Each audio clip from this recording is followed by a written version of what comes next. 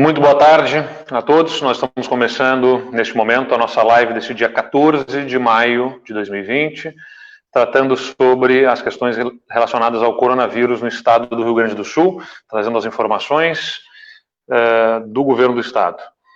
Nós temos no Rio Grande do Sul, neste momento, 2.997 casos registrados em 208 municípios. E são 120 mortes confirmadas no Rio Grande do Sul. Nós tivemos já, neste último período, uma nova morte confirmada no município de Passo Fundo, que é tema da Secretaria de Saúde. Então, na verdade, serão 121 mortes, pelo menos, aí confirmadas no estado nesse momento. Do total de casos que nós temos diagnosticados, são 60,5% aqueles que já se recuperaram. E, nesse momento, a taxa de ocupação das nossas UTIs, os leitos de terapia intensiva, são de 72,8%, sendo que dos pacientes que estão nos leitos de terapia intensiva, são 17% os pacientes confirmados ou suspeitos para o coronavírus. Então, temos disponibilidade dos leitos e dos pacientes que estão internados nos nossos leitos de terapia intensiva no estado, são 17% aqueles que estão internados por confirmação de coronavírus ou por suspeita de coronavírus ou de outra síndrome respiratória aguda grave. Como eu já falei em outras lives dessa semana, eu queria destacar aqui o acordo que nós anunciamos hoje, muito importante, sobre a Lei de Diretrizes Orçamentárias de 2021 com os outros poderes, que nós entregamos esse projeto de LDO hoje na Assembleia Legislativa. É um fato muito relevante e tem tudo a ver com a crise do coronavírus. O estado do Rio Grande do Sul já vinha de uma crise anterior nas suas contas, desajuste entre receita e despesa de longo. Também neste ano, no início do ano, a gente experimentou o início dos problemas relacionados à estiagem, que afetou as nossas lavouras, a nossa safra de grãos, e agora temos ainda a crise da pandemia. São pelo menos 3 crises que o estado do Rio Grande do Sul precisa enfrentar simultaneamente. Mas tem uma crise que nós observamos no cenário nacional que nós não permitimos acontecer aqui, e pelo contrário, pelo diálogo, nós estamos viabilizando entendimento. A crise que não chega aqui no Rio Grande do Sul é a crise política, com entendimento, com diálogo, com construção entre os poderes. Nós viabilizamos um acordo histórico, porque vai viabilizar uma economia de até 410 milhões de reais entre este ano de 2020 e o ano de 2021, nos repasses aos outros poderes, fruto da compreensão, da solidariedade destes poderes, entendendo, não com o executivo a solidariedade, mas com o próprio povo gaúcho, que financia os serviços públicos, que financia o poder público nas suas despesas, e poder público esse que sabe que vive para devolver em serviços à sociedade, recebe de impostos para ser sustentado. Então, acho que essa foi uma demonstração muito importante de entendimento, de consenso estratégico, para que nós possamos não comprometer a própria sociedade com o custo de uma máquina pública pesada e que não exija mais impostos do que a capacidade da própria sociedade gaúcha. E por isso essa economia vai ser muito importante. Ele foi encaminhado com a dotação para os demais poderes, esse projeto de lei de diretrizes orçamentárias, e para os órgãos autônomos que têm autonomia financeira, tendo como base o orçamento que eles tinham no dia 30 de abril, recente. Ou seja, com os 4,06% dos poderes que conseguiram judicialmente os 4,06% de correção da inflação no orçamento deste ano. No entanto, estes 4,06% correspondem a cerca de 205 milhões de reais neste ano, que eles tiveram de incremento por uma decisão judicial, mas que os poderes aceitaram acordar, fazer o esforço para contingenciar estes 205 milhões, ou seja, mesmo na justiça, os 4,06% vão fazer o esforço, comprometeram-se ao esforço para devolver esses 205 milhões de reais, ou seja, diminuição de gastos para além dos 150 milhões de reais que já tinham assumidos como compromissos. E para o ano que vem, está assegurada essa dotação do mesmo valor deste ano, portanto com os 4,06, mas há o compromisso público firmado de iniciarmos o ano já com o contingenciamento dos valores correspondentes aos 4,06%, ou seja, outros 205 milhões de reais que teriam no orçamento do ano que vem e que vão estar contingenciados, totalizando 410 milhões de reais de contingenciamento.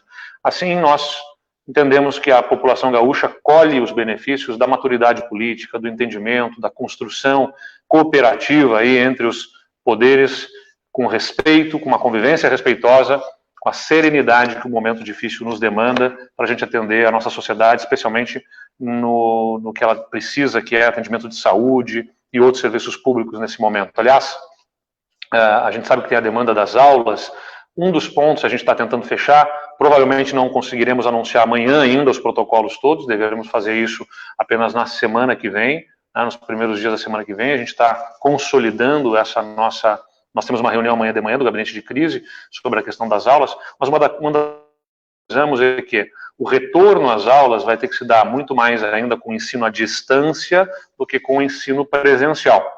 E esse ensino à distância vai ser viabilizado, entre outros fatores, com o apoio da Assembleia Legislativa, que está devolvendo 5 milhões de reais que vão ser utilizados integralmente para o governo do estado poder viabilizar o pagamento do pacote de dados na internet, nos celulares, dos alunos estaduais, para que eles possam acessar conteúdos em plataforma de educação sem ser demandado o seu pacote de dados nos seus aparelhos de telefone. Então, é uma forma, né, de nós viabilizarmos as condições para o ensino à distância para os alunos do estado do Rio Grande do Sul, mas a gente vai inteirar mais a população sobre isso nos próximos dias, apresentando os protocolos da educação.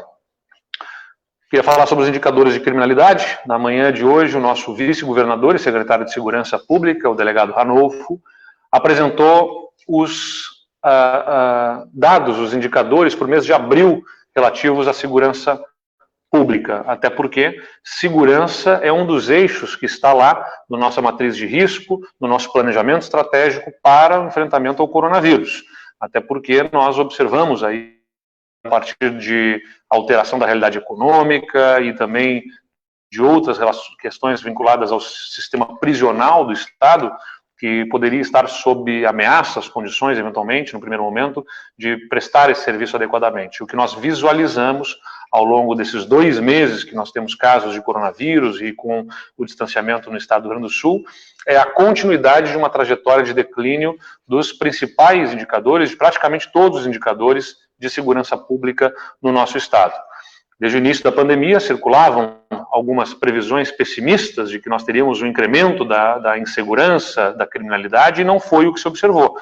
Nós estamos agindo para que isso não ocorra e sempre com os dados em mão, acompanhando, monitorando, como é a nossa estratégia de segurança pública, com gestão estatística de segurança pública. Aliás, logo em seguida dessa live, eu parto para a reunião com todos os nossos chefes de polícia, comandantes da Polícia Militar, diretores penitenciários, também os comandantes do Corpo de Bombeiros, também os membros do nosso Instituto Geral de Perícias, todas as nossas agências vinculadas aí à segurança pública, para nós avaliarmos indicador a indicador, região a região do Estado, e especialmente nos 18 municípios, foco da nossa atenção, através do programa estruturante, o RS Seguro.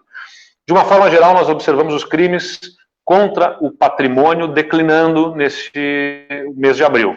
Os roubos de veículos, que já tinham caído muito no ano passado, caíram 21% no mês de abril em relação ao mesmo abril do ano passado.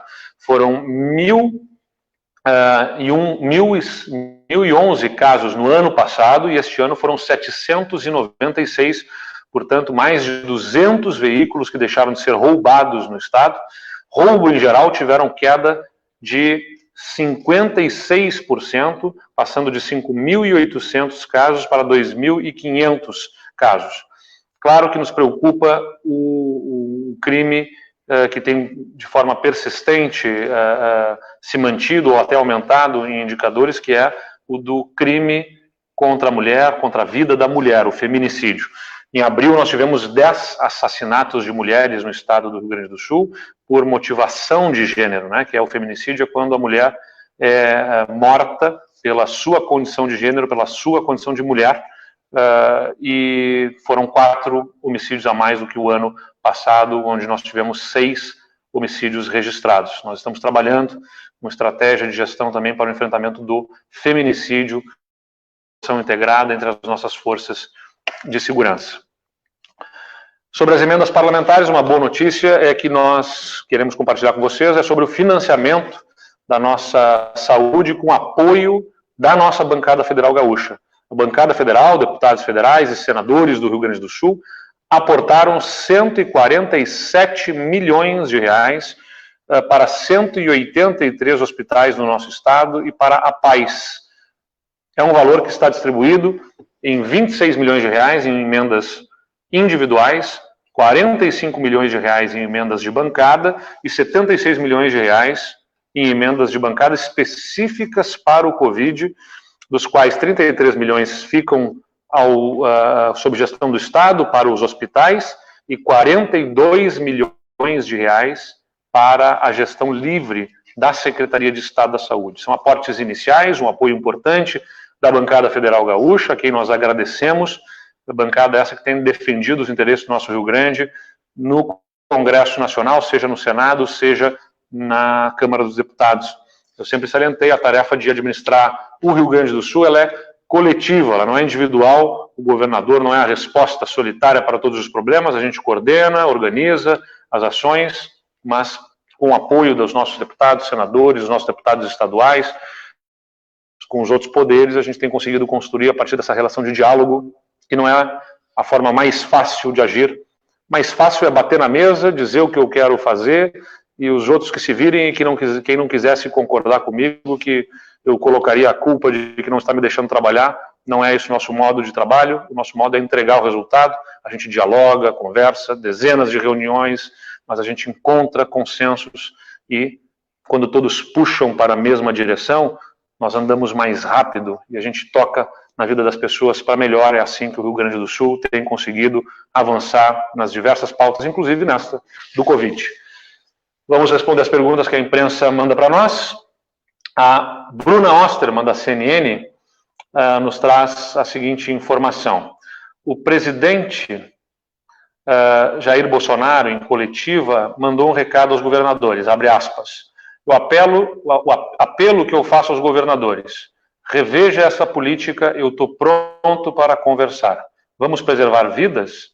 Vamos, mas dessa forma o preço lá na frente serão centenas de mais vidas que vão perder por causa dessas medidas absurdas de fechar tudo, fecha aspas. Essa foi a manifestação do presidente da República na sua entrevista, na verdade, na fala na frente do Palácio da Alvorada.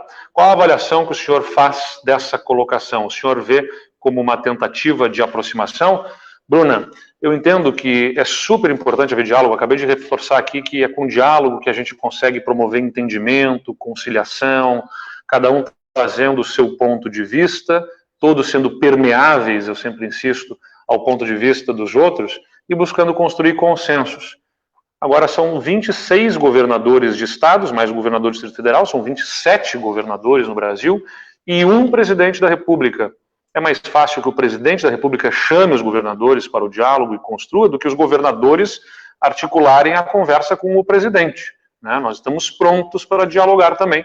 Tenho certeza que os demais governadores, por maiores que sejam as divergências do ponto de vista ideológico, de forma de atuação, têm interesse nesse diálogo. O presidente da República, se chamar a nós para o diálogo, nós vamos dialogar. Inclusive apresentamos a alternativa de modelo para que se tenha o distanciamento, a preservação à vida, conciliada com a atividade econômica. O modelo do Rio Grande do Sul é um modelo responsável com a vida e que não perde de vista a importância de nós mantermos a atividade econômica de forma segura, para que as pessoas possam ser estimuladas a consumir. Porque que consumidor, que cidadão que vai sair para consumir se não houver segurança à sua saúde, segurança para a sua família, para si, para as pessoas que ele quer bem, segurança para a sua vida, né? Então, isso afeta a natureza, a forma como as pessoas se comportam, inclusive do ponto de vista do consumo. Oferecer segurança às pessoas é fundamental. Então, não basta dizer que vai abrir tudo, deixar tudo aberto, porque quando as pessoas observam que as UTIs ficam superlotadas, que as pessoas começam a morrer, que uma cidade, um estado precisa cavar covas comunitárias, porque não tem estrutura para fazer os sepultamentos na forma regular, isso impacta na forma como as pessoas se comportam, inclusive do ponto de vista do consumo, e afeta a economia. Então, não é a restrição, o distanciamento, o inimigo da economia, é a própria pandemia, que afeta a vida, afeta psicologicamente uma sociedade inteira, e que, para poder voltar a consumir, precisa sentir que pode fazê-lo em segurança. Então, entendo que é por aí, e a gente precisa conversar, conciliar, sem dúvida nenhuma. Estamos prontos. Acho que é mais fácil que o presidente, como é diante de 27, faça a convocação, e os governadores estarão prontos para sentar, dialogar, de ponto de vista técnico, objetivo, enfrentamento ao coronavírus, protegendo a vida dos nossos cidadãos, e, claro, pensando na economia, que não faz nenhum sentido achar que algum governador tenha prazer em fazer restrição a população de atividades econômicas, o que afeta emprego, renda e afeta, inclusive, as finanças dos estados. Isso não faz nenhum sentido achar que alguém está tendo prazer em fazer isso. Se fazemos, é porque há, de fato, um vírus que circula, que coloca a vida das pessoas em risco e que vai continuar circulando. A gente não consegue parar o vírus, então restringir a circulação das pessoas é a forma de nós conseguirmos parar a circulação do vírus. O Luciano Veleda, do Sul 21, diz: há crianças cujos pais pertencem ao grupo de risco, e para essas famílias, a ida dos filhos para a escola pode trazer o vírus para dentro de casa. Essa questão está sendo avaliada por os protocolos que serão anunciados? Sem dúvida nenhuma, Luciano. Nós observamos justamente que nós temos, de um lado, a escola importante como um local para que possam muitos pais deixar os seus filhos em segurança enquanto retornam ao trabalho, e, de outro lado, que muitas famílias podem ter exposição ao risco na medida em que as crianças, indo à escola, podem entrar em contato com quem eventualmente está contaminado e, assim, trazer o vírus para dentro de casa. Nós olhamos para os protocolos rígidos que estão sendo elaborados de forma a reduzir esta possibilidade de contágio, e por isso que nós, já não sei aqui, devemos programar um retorno às aulas com prioridade ao ensino à distância, mas com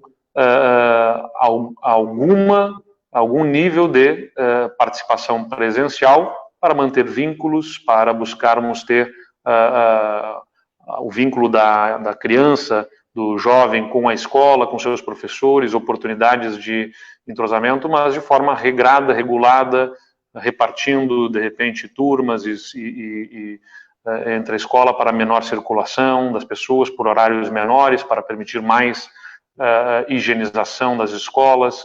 Então, tudo isso está sendo considerado nos protocolos que nós estamos estruturando, e, mais uma vez, evidentemente, sempre observando os números. Se não houver condições mínimas de segurança, evidentemente, nós não vamos colocar crianças, jovens, professores, funcionários, tanta gente em risco no nosso estado. O Felipe Faleiro, do Grupo A Hora de Lajeado, diz: ontem o Judiciário mandou suspender as atividades da Minuano Alimentos, de Lajeado. Agora, 2 das maiores empresas do Vale do Taquari estão paradas. Os impactos atingem diversos setores. De que maneira o Piratini pode auxiliar para encontrar garantindo tanto a segurança, a saúde dos trabalhadores, quanto a garantia do abastecimento de alimentos? Neste caso, Felipe, o governo está atuando como um mediador, como um intermediário, buscando estabelecer conciliação entre as partes, porque esse assunto já está judicializado. E aí a possibilidade de atuação do governo do Estado fica limitada, porque nós temos, em casos frigoríficos, envolvimento de Ministério Público do Trabalho, Ministério Público Estadual e questões judicializadas, seja no Judiciário Federal ou no Judiciário da Justiça do Trabalho, ou seja no Judiciário estadual, na Justiça Estadual. Então, uma vez que a judicialização, o governo do Estado deixa de ter um poder administrativo de resolução, porque isso terá que se resolver no âmbito da esfera judicial. Mas estamos fazendo todo o esforço, há reuniões com o Ministério Público, com a participação da Assembleia Legislativa, com as empresas, no sentido de buscar esta conciliação. É muito importante que haja colaboração das empresas, disponibilidade, disposição de atender a todos os requisitos e protocolos, de também trazer com clareza as informações aos processos, e, de outro lado, evidentemente, a disposição do próprio Ministério Público e do Judiciário na compreensão disso que esperamos esteja acontecendo. Isso nos gera uma expectativa de que possa haver entendimentos nos próximos dias. Nós estamos acompanhando os casos, mas não do governo do Estado a tomada de decisão na medida em que agora há o objeto dessa discussão está judicializado. Essa era a última pergunta por hoje. Nós tivemos também esta live um pouco atrasada hoje, porque estávamos reunidos com a Prefeitura de Porto Alegre, virtualmente, com o prefeito Marquesan e com a sua equipe também, identificando as questões vinculadas ao município, à capital de Porto Alegre, a capital do Estado, a capital Porto Alegre, e na estratégia para que nós possamos atender aos gaúchos que vivem em Porto Alegre, com a proteção devida e ao retorno às atividades. O município de Porto Alegre tem tido sucesso nas suas medidas e nós queremos que continue assim, até porque Porto Alegre é uma cidade que atende com seus leitos a muitos municípios do estado do Rio Grande do Sul, e então a estrutura da capital é utilizada e ela, evidentemente, precisa estar pronta para receber a demanda que eventualmente venha do interior, e nós trabalhamos junto também dos municípios do interior, com os protocolos, com os critérios estabelecidos, para que a gente tenha a manutenção do controle da disseminação do coronavírus no estado do Rio Grande do Sul. Atenção, a gente volta amanhã, no mesmo horário da tarde, com novas informações sobre o coronavírus e a estratégia de enfrentamento no estado do Rio Grande do Sul. Muito obrigado e até amanhã.